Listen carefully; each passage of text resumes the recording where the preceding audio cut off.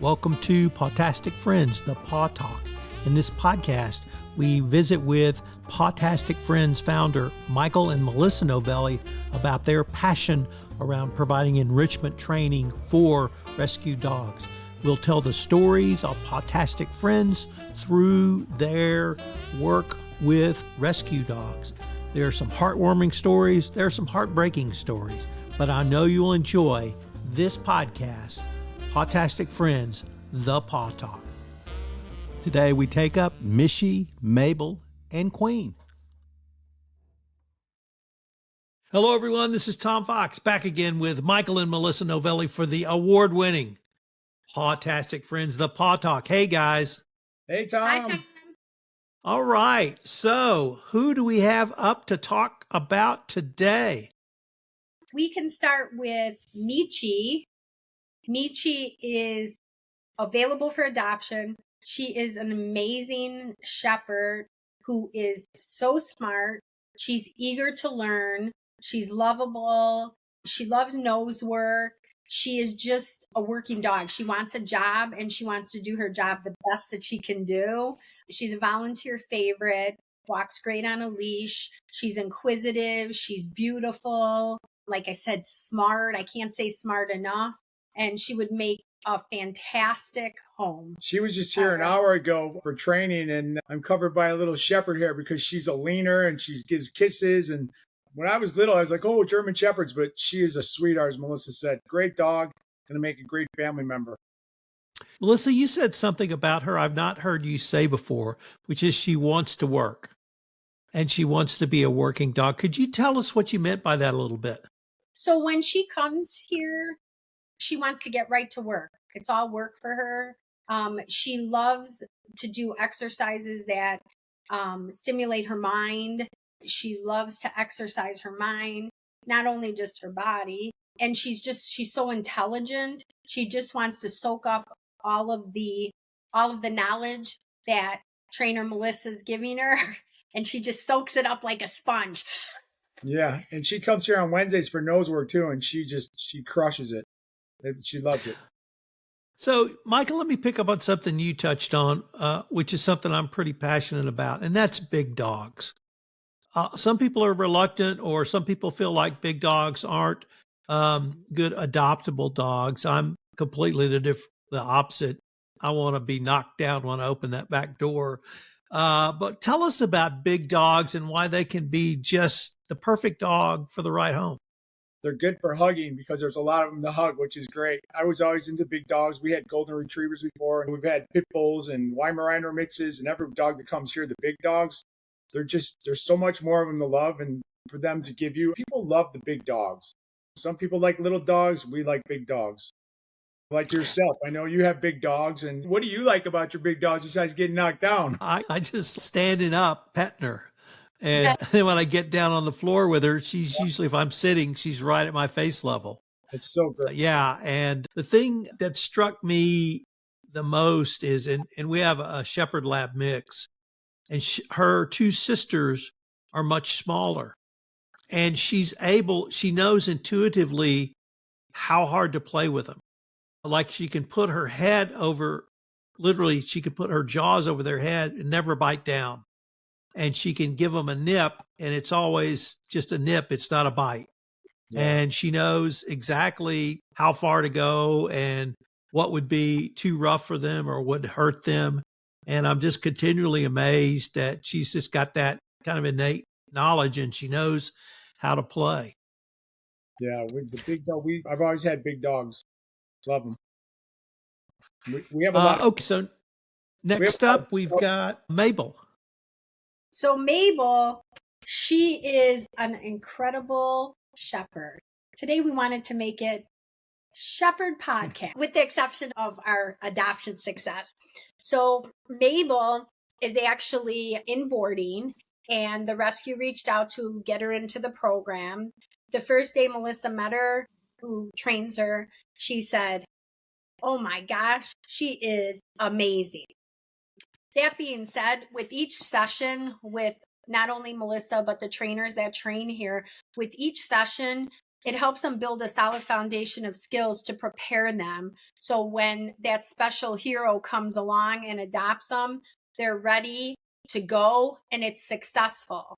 So with Mabel, each week when I get the pictures and the videos, I see new victories for her. And with any of the dogs that come to the program, some of the victories are small, and then the small big victories lead to the big victory. It's just really amazing to watch. She also is building confidence. Like I said, she's in boarding. So when she comes here, she's ready to go. And we always have time to have fun. So a lot of the learning that's incorporated into their sessions is through learning games that the trainers come up with, which makes it not only just schoolwork, but a little recess as well. It just, I just love them all. What was great about Mabel too is I went into the agility area with her. And I'm like, oh, that's a big dog. And oh, she likes everybody. So I sat on one of the training platforms and she just nuzzled right in for pets. And then I stopped. And we actually have an video. She nuzzled right back in again. She just wants love. Another big dog. So let me pick up on something you said, Melissa, which is that within the context of overall training or skills, it's building blocks. Could you explain a little bit about that? How do you start a dog, and then how can they graduate or move on to more sophisticated or more involved training? For us, we have wonderful, talented trainers that not only know the training aspect, but they have a lot of heart in there. I rely on the valuation that the trainer gives to me. So when they assess the dog and they come for the initial first session, it's a lot of learning. So we could see, okay, the dog's a little timid. The dogs might love agility. The dog might need to trust people. So based on that initial assessment from the trainers, they put together a plan of what's going to be the most effective exercises to help them overcome any obstacles with also building skills. That's what I love most, is because the trainers, yes, they're talented and they know how to train, but really the passion behind the training is really what makes the program shine, because we want to do whatever we can to set these dogs up for success. We want to build a resume. Some of them have become canine good citizens. Some of them have been trick dogs and certified with the AKC. So we really want to build a resume. So when that potential adopter comes along and they see, oh, they know this, it's almost like a selling point if you're going for a job interview.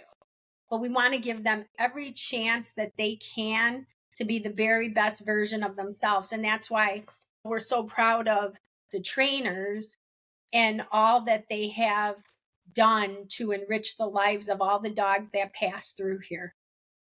Is there a sort of an ideal family for Mabel? Or should she be with other dogs? Should she be by herself with her forever human friends? How would you think about that? I think both Michi and Mabel would do great with an active family where they can get out, explore, go on walks, really keep the stimulation of the mind going. I know Michi, no cats for Michi. I don't know about Mabel.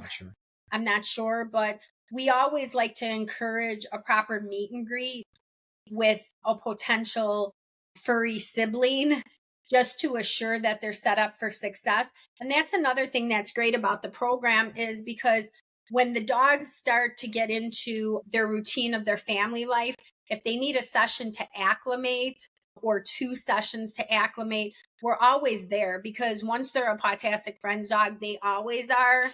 And it just basically, we're their support.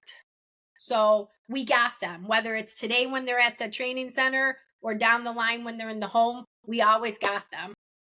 You said something else I heard for the first time, Melissa, and you said it about walking dogs. And I think you said it stimulates their mind. If I got that, could you explain why it's so important to walk dogs? Because most people think it's just so they can go to the bathroom. Yeah, I just came from 3.5 hours of walking boarding dogs today. So I just came from our Boarding Buddies program. And when those dogs come out, it's not just to go to the bathroom. It gives them a chance to go and sniff and smell different smells, experience different sounds, explore. And that time that they're out with the volunteers is so important because it enriches, gives them a chance to do a little nose work. It gives them a little chance, like I said, to explore and hear different sounds and see cars and see things. And it gives them a little exposure to the outside environment, a break from their kennel, and a chance to really experience a little realistic life. Okay, who is our successful adoptee and what number are they? That's a good question. And I do the posters. I know. Yeah, Queen. 50. Yeah, she was. She remembers. Yeah, because we just did number 653. Queen came with some fantastic people, Brian and Jan Jorgensen. Tell the story of how Queen came in. Let me start this whole deal here. She loves to talk. Can you tell? Queen was with Brian and Jan Jorgensen, and I'll let the speaker here go for it. So Queen's story was a sad story. Queen was rescued. She was abandoned in a dog park, and she had wounds on her body, and her tail needed to be amputated. And she went into rescue, and the family who fostered and stepped up to foster her and take them under her wing, like Michael said, was Jan and Brian. And they are A++ gems. They got her to training here every week. And Melissa did the initial assessment, and she was a little shy, and you could tell she had been through a rough patch. But each week that they came and Jan worked with her and cheerleaded her on and helped her on, and they brought her to group classes. They gave her every opportunity so that she could be her very best. And Queen was an absolute gem. She was a volunteer favorite. Everybody knew Queen because she was pure royalty from the day Brian and Jan took her under their wing. And is she blonde too? No, not blonde. Black and white. But with Melissa's kind guidance and Jan's dedication and compassion and commitment, we have some phenomenal fosters that come in here. And if it wasn't for them getting the dogs to training and getting them, I don't know why I'm so emotional today, but getting them to training and doing homework at home, if it wasn't for them, a lot of these dogs would not find success. Brian and Jan gave Queen every opportunity she could. And then I got to see Jan come in and drop some stuff off, and she said, "Melissa, I got a little secret." I said, "What's that?" She goes, "You can't say anything." And I'm thinking, oh, I'm the worst person to tell that. No, not really. I can hold secrets. She holds secrets. So she said, "I don't want to announce it until the appreciation party, but Queen is already home. Can I take her poster off the wall?"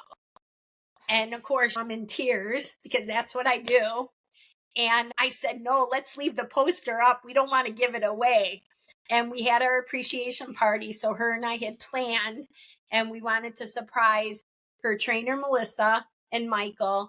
And the whole center just cheered on because everybody had been following Queen's story. And it was a happy ending. She was already home. And in fact, they sent me a picture this morning while she was enjoying morning coffee with her mom. So that's great. We're recording this in January, and this is our first recording for 2024. And before we get to our sort of tip of the podcast, I wanted to ask, as I recall in December, you were entered into the Christmas wreath competition again. Can you tell us what happened in 2023? Well, 2023, We went to the award ceremony, and our wreath hung in the Orleans casino. And when they did the drum roll and announced the winners, we won first place for in-person voting. At the Orleans, out of five other nonprofits. Yeah.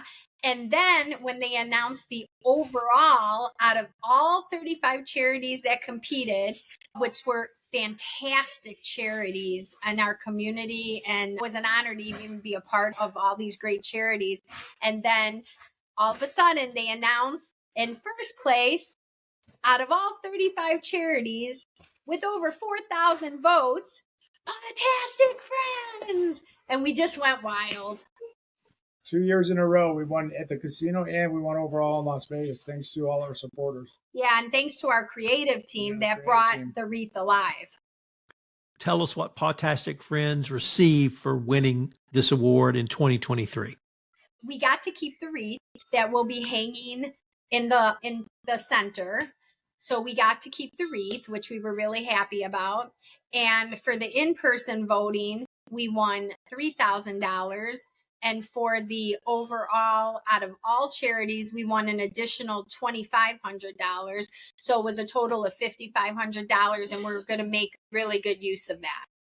So, Michael, I'm going to direct the next one to you. You had a donor step up and put a challenge to the friends of Pawtastic Friends around donations in January. Can you tell us about that, and did you reach your goal?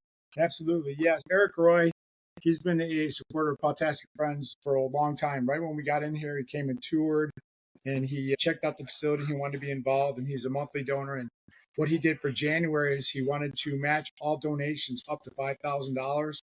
We crushed that $5,000 goal like by the 18th of January.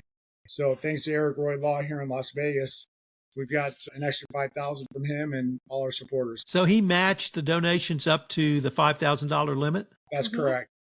Yeah. That's great. Yeah. You've got some great friends out there and some great donors, and I wanted to acknowledge them and the Wreath Award. We're going to now move to our sort of tip, and we've got a pretty big romantic holiday coming up, especially for Las Vegas, for Valentine's Day. And little romance here on screen. Those Chicago girls, you just can't keep them away, can you? Tell us about your tip for Valentine's. Get your dogs flowers and toys, no chocolate. Chocolate will cripple and kill your dog. We talked about that before, but we all felt like it was so important to re-emphasize no chocolate for dogs, even crumbs, chips off a chocolate chip cookie, anything chocolate. Michael's absolutely right. Flowers and toys, treats, whatever it might be, but just no chocolate, guys.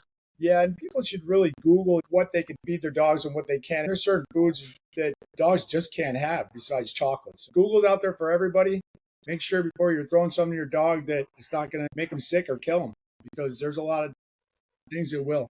We want our dogs with us. Well, guys, we unfortunately are the end of this episode, but our listeners, if they wanted more information on Pawtastic Friends, where's the best place for them to go? They can go right to our website. It's pawtasticfriends.com. They can check out all the videos of all the dogs that are in training on our Facebook page, Pawtastic Friends. Also on Instagram, Pawtastic Friends LV. We need corporate sponsors, individual sponsors. It's a 5,000 square foot building. We need some help and assistance from dog lovers and animal lovers. Guys, thanks again. I look forward to visiting with you for our next episode. Thanks, Tom, as always. All right. Can we do something again?